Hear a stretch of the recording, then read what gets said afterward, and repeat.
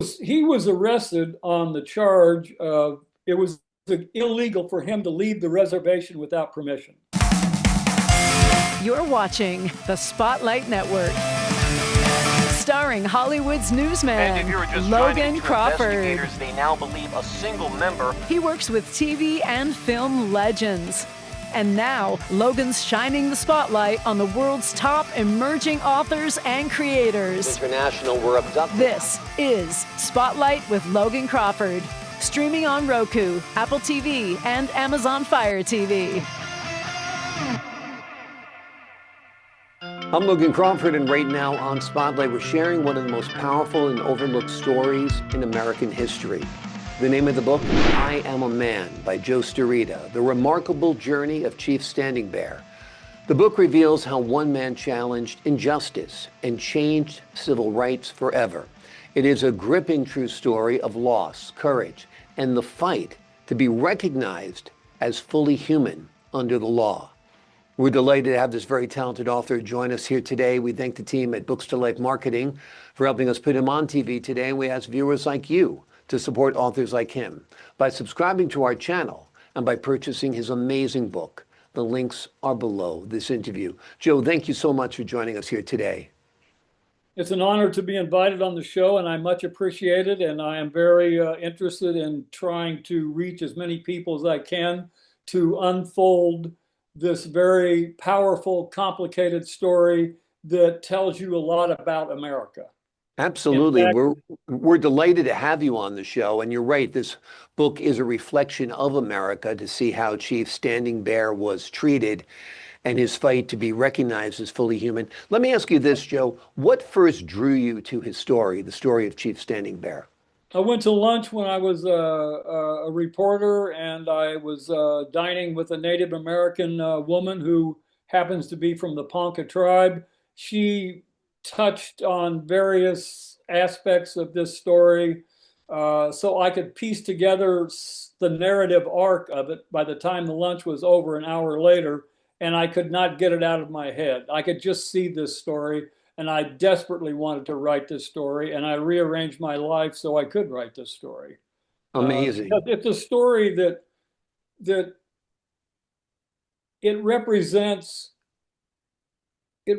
not only Standing Bear and the Ponca, but it symbolizes the history of this country with its Native people. And you could easily make the claim that the story of Native America is the story of America. Mm-hmm. Their histories are intertwined like a double strand of DNA.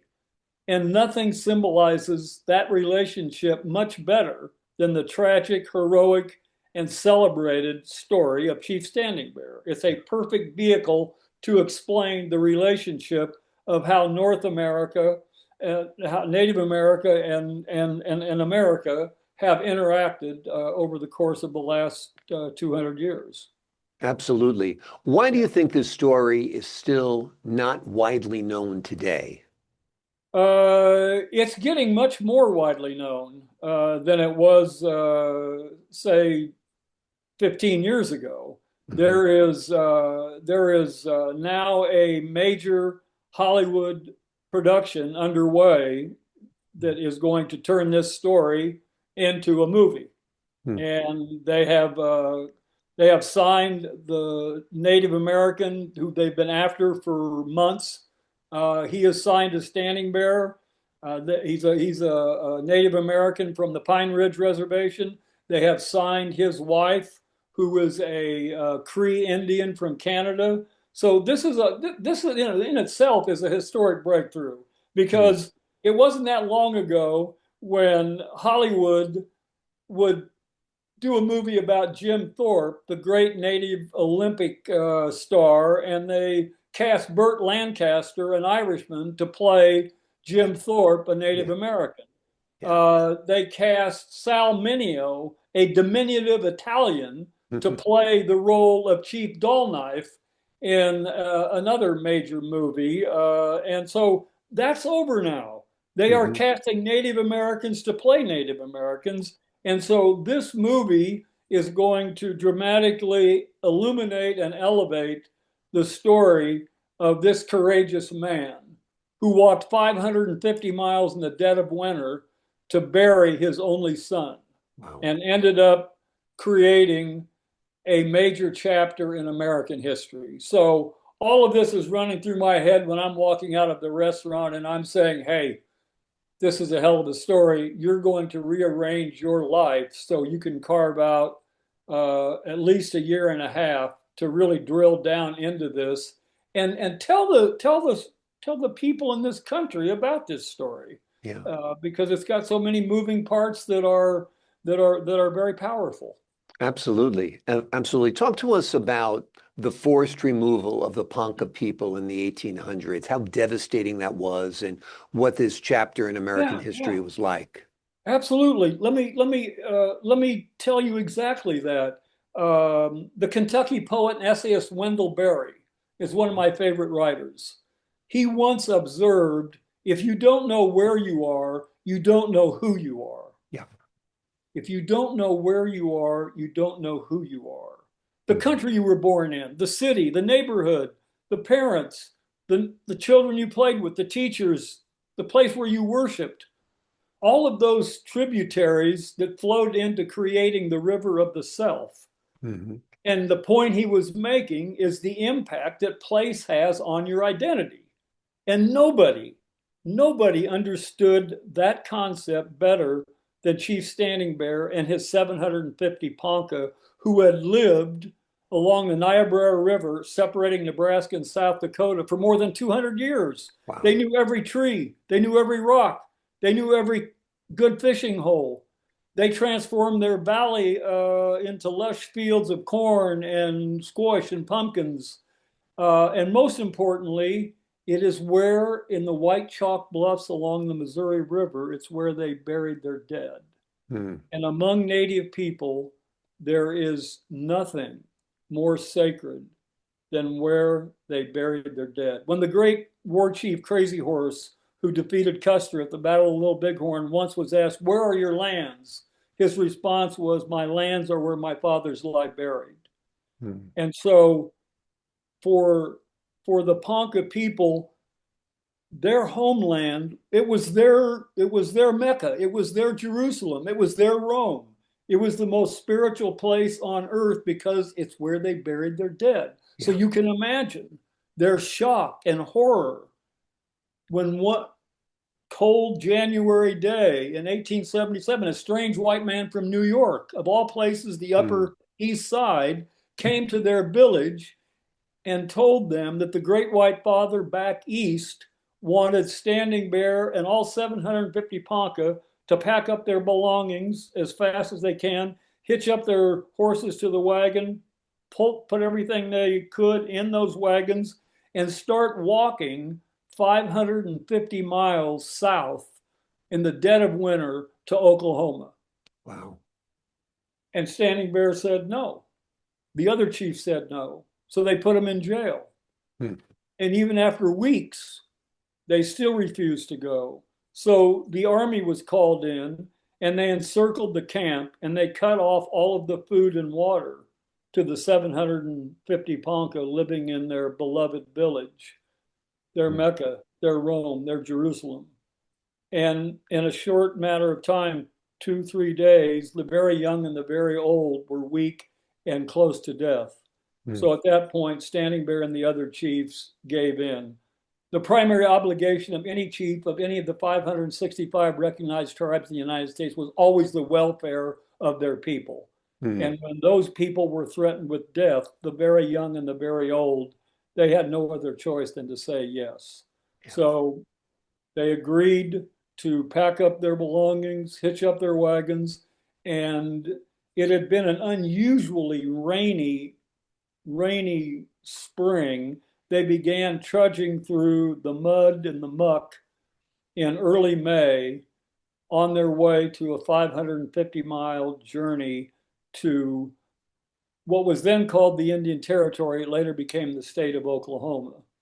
The Mhm. fourth day on this miserable journey, trucking through the mud and the water and the rain, they camped at a small town in Nebraska called Neely. And that morning, May 19th, 1877, this little baby girl, her name was White Buffalo Girl. She was 18 months old, and she died of pneumonia sleeping on the bottom of this dank army canvas tent. And her mother was so devastated, was so broken up, she clung to her little baby girl all day, sobbing hysterically, screaming, crying. Her father came in and tried to remove the baby. She wouldn't let him. And so finally, he talked the military leader into going into the town of Neely and asking if the carpenter could build a small coffin for his little girl, and if the people in Neely would agree to bury her in their cemetery, and treat her as though she were one of their own. And the next afternoon at 2 o'clock, in a steady drizzle, the entire village of Neely came out to bury White Buffalo Girl. And the father, Black Elk, through his tears in the rain, begged the people of Neely to treat his dead daughter as though she were one of their own, because they had to leave to continue their march to Oklahoma. And for 146 years, the people of Neely have honored that pledge. I was researching up on the Niobrara River one time a couple of years ago and drove back through Neely. It was really late, 11 o'clock at night. There was a full moon, and I just decided on a whim to stop at Laurel Hill Cemetery and go to White Buffalo Girl's grave. So I got out of the car. It was a full moon. I walked and walked and walked in the moonlight. I finally got to her grave, and the only thing that I could see was the headstone on the top that said White Buffalo Girl. And the rest of the grave, all the way up to her name, was just covered in teddy bears and dolls and little ducks and bundles of flowers. This was 140 years after she died, so they have kept that promise. And tragically, the mother and father said goodbye. They kept on walking. In the middle of July, they finally got to this place called Oklahoma, a place where they had never encountered the kind of heat and humidity that greeted them in July of 1877. There were no lodging provided. There were no farming implements provided. There was no food provided. So all 750 Ponca began congregating along the creek beds where they could get firewood and occasionally fish. But those same creeks and streams in July of 1877 also were swarming with what? Mosquitoes and so forth. Mosquitoes. Yeah. And mosquitoes carry malaria and other diseases. Yeah. In 1 year, between July of 1877 and July of 1878, 1/3 of the tribe died. Sometimes entire families died in 1 week, 5, 6 people, because of malaria. And they sent no doctors, they sent no medicine. That was the plan, was hopefully to have as many of them die off as possible. On Christmas week of 1878, Standing Bear's only son, a 15-year-old boy by the name of Bearshield, lay curled up in a fetal position on the bottom of another dank army canvas tent, dying of pneumonia. But before his eyes closed in death, he begged his father, the chief, Standing Bear, to take his body back to the white chalk bluffs of their sacred homeland and bury his remains there.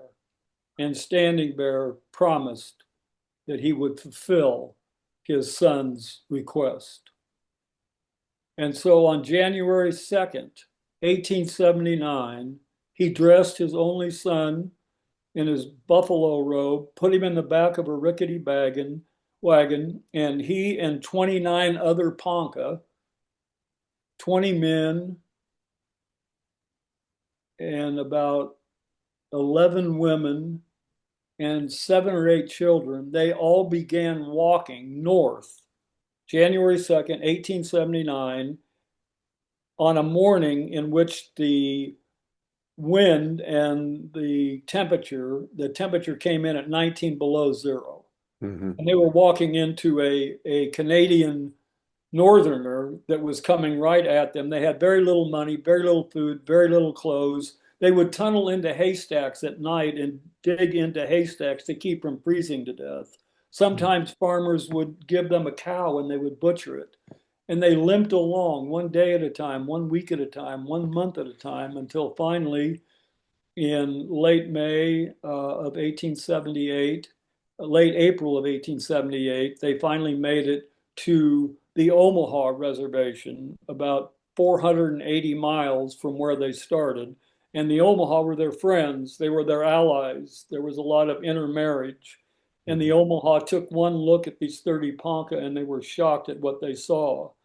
Emaciated human beings, people who were near death, and they tried to take care of them the best they could. And in a matter of weeks, word had gotten out that the Ponca who had escaped against the law from Oklahoma were staying with their cousins, the Omaha. So a military detachment was sent out from Fort Omaha. They rounded up Standing Bear and the other 29 Ponca, and they marched them to Fort Omaha. And when they marched in late March across the lower parade ground, Brigadier General George Crook was standing on the steps. He was a West Point graduate, a Civil War hero, and he was in charge of all military troops west of the Mississippi. And he stood on the front porch and he watched this bedraggled group of men, women, and children straggle across his parade ground, and he was shocked at what he saw. What he saw were women who had clumps of skin hanging off their elbows that looked like sacks of burned bacon because they had been so severely frostbitten. They were hardly able to walk, barely alive. They put them in jail. He went back and telegraphed his superior in Chicago, Lieutenant General Philip Sheridan, who had famously said 4 or 5 years earlier that the only good Indian is a dead Indian. And General Crook asked his superior Sheridan, I've got 30 Ponca prisoners who escaped from their reservation in Omaha, in Oklahoma. What should I do with them? And his orders, direct command from his superior, were to turn their faces south and march them back to where they came the next day. Crook knew that was a death sentence. So I can imagine him in his home that night, pacing back and forth in this absolutely deadly duel between his civilian conscience and his military conscience. He knew that as a military man, if he defied an order, he would be court-martialed. Right. He, a Civil War hero. He, a West Point graduate. On the other hand, he also knew if he fulfilled General Sheridan's order, he was basically killing 30 people. Yeah. So I can just see. And when they make the movie, this is going to be a very dramatic scene of Crook trying to figure out what should he do? Should he follow his orders or should he save these people? Right. And that will be a very dramatic part in the movie because he ultimately decides after midnight to go down to the stables, to saddle up a horse and ride 3 miles south of the fort, where he stopped at a house. He saw there was a light on. He knocked on the door. It was opened by Thomas Henry Tibbles, who was the editor of the local newspaper, the Omaha Daily Herald. And General Crook, who knew Tibbles, said, Tom, I think I've got a story for you. And he laid out the story, and like the first time I heard it. Yeah. It's amazing. I'm arranging my life and I'm going to do this story. The first time Thomas Tibbles heard it, I'm arranging my life and I'm doing this story. And he started writing one story after another. Crook set up an interview with Standing Bear. They had an interpreter. And pretty soon his story was all over Omaha. It jumped over the Missouri. it got to Chicago, Philadelphia, Boston, New York, and the eastern half of the United States knew that there was a 50-year-old chief who had walked 500 miles to bury his son. That's all he wanted to do. And now he was in jail, near death with his other people. And the country was outraged. And the Jewish community in Omaha took to the streets, and they started taking up a collection for Standing Bear. How many places in America do you think in the spring of 1879 Jewish citizens were standing on street corners hustling white people to defend an American Indian? Wow. Very few. Only one place, Omaha, Right. Nebraska, spring of 1879. Amazing, amazing. So the chief's act of returning his son was considered an act of resistance by the white government, the United States, and he was jailed. Tell us a little bit about the court case. Habeas corpus came into effect and so forth. Yeah, he was arrested on the charge of it was illegal for him to leave the reservation without permission. Right. That was the law that he had broken. He left the reservation without permission. And so now he was in a federal courtroom because if you were in any kind of trouble in Omaha in the spring of 1879, the one person you would want representing you was Andrew Jackson Poppleton, the first lawyer admitted to the bar in Nebraska. And he was currently the lawyer for the Union Pacific Railroad. And he read, so Crook goes to Tibbles, tells him the story. Tibbles starts writing about it.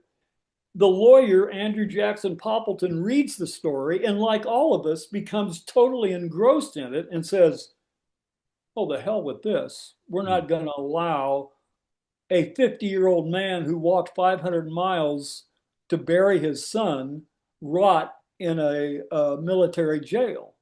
So he is looking to find the only federal judge in Nebraska who is a grizzled, grizzly bear hunting, Indian hating judge. And he is out in the wilderness hunting bears. Yeah. So they send out a scouting party. They find Judge Elmer Dundee.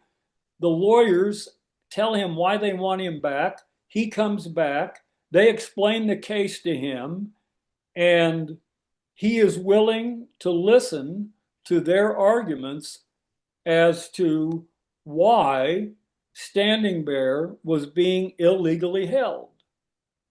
And the military's lawyer was telling Judge Dundee that he could not issue a writ of habeas corpus, which is a Latin phrase that means bring me the body. Right.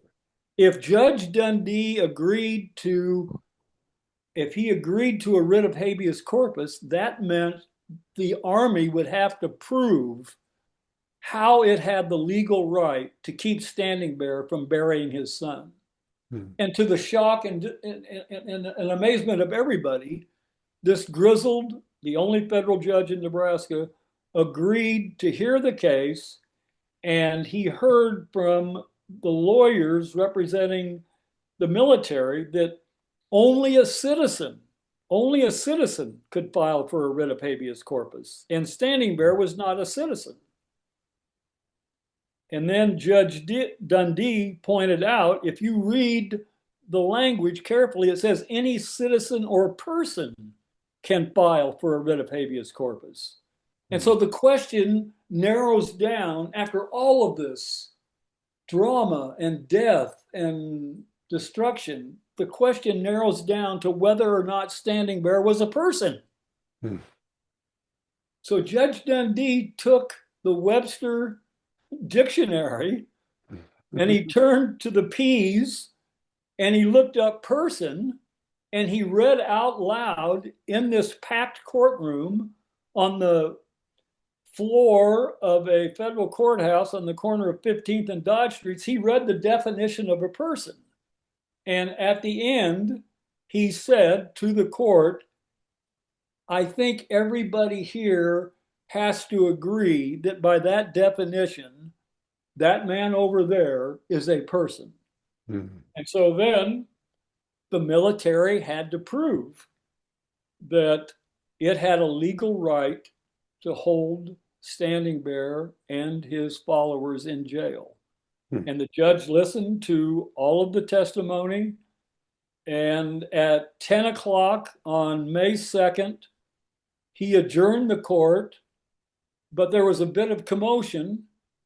And Standing Bear's lawyer ran up to him, whispered in his ear, and then he told everybody to sit back down, that there was one last speaker who wanted to address the court at 10 o'clock at night.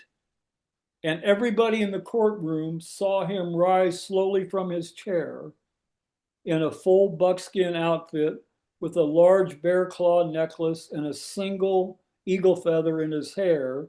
And he walked up to the judge, and in what has become the historic part of his remarks to the judge, he raised his hand, staring at Judge Dundee, and said, that hand is not the color of yours, but if I pierce it, I shall feel pain. If you pierce your hand, you also will feel pain.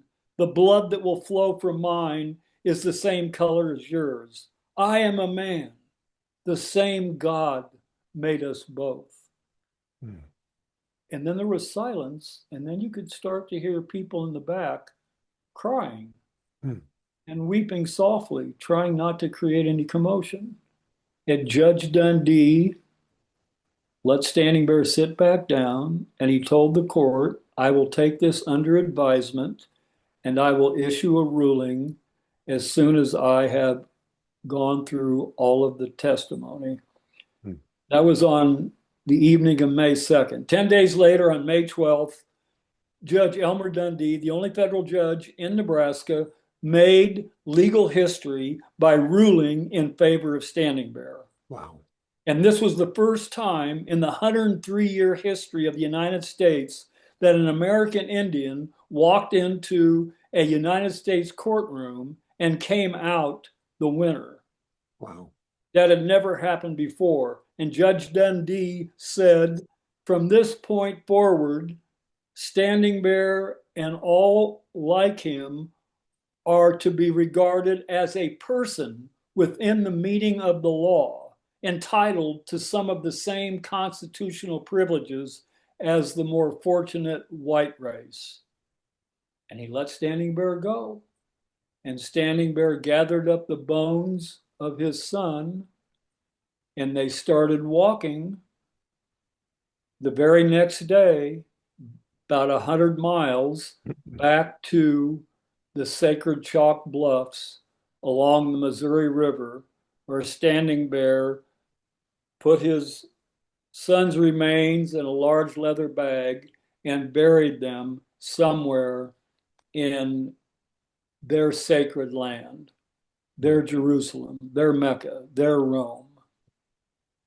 And it's a powerful story in the sense that the odds against Standing Bear ever getting a favorable decision from a federal judge who had ruled against Native Americans in every single case that had ever come before his court.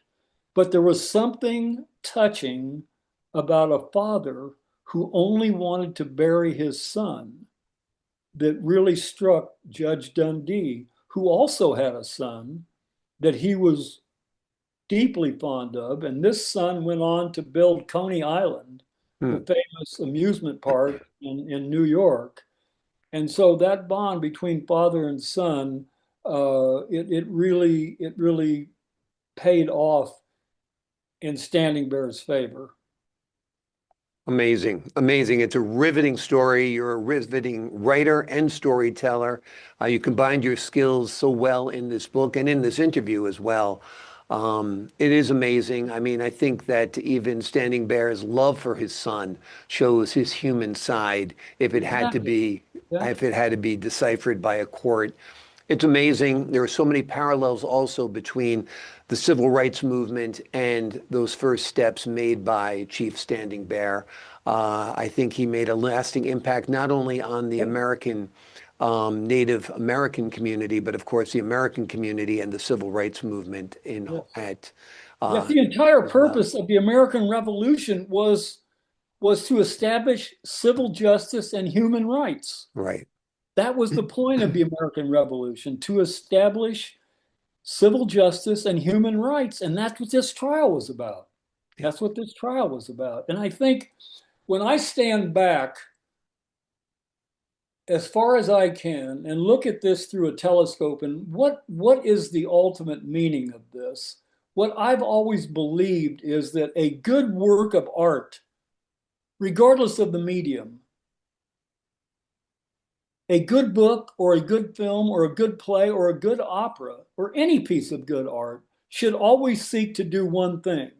It should inspire us to look deeper into ourselves. It should inspire us to question our beliefs, to take stock of our values, and to pose the two all-important questions. Who am I, and what is it that I really believe in?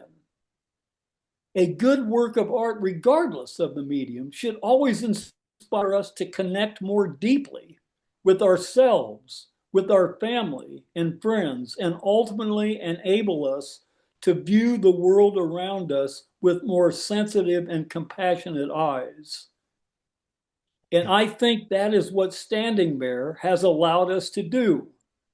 His story is that gift to us, and we should do everything we can to spread the word. Well, you're doing everything you can to spread the word. You've written this wonderful book. It is a powerful book. It is called I Am a Man. It is a true story of survival, justice, and the fight for human dignity in America. Joe, thank you so much for joining us here today. It's been my pleasure, and thank you so much for the invitation. I much appreciate it. Best I of luck. appreciate your time, your insight, and the wonderful work and research you've done on this book and your fantastic storytelling as well to bring it to life. To the folks at home, I'm Logan Crawford, thanking you for your time this time. Until next time.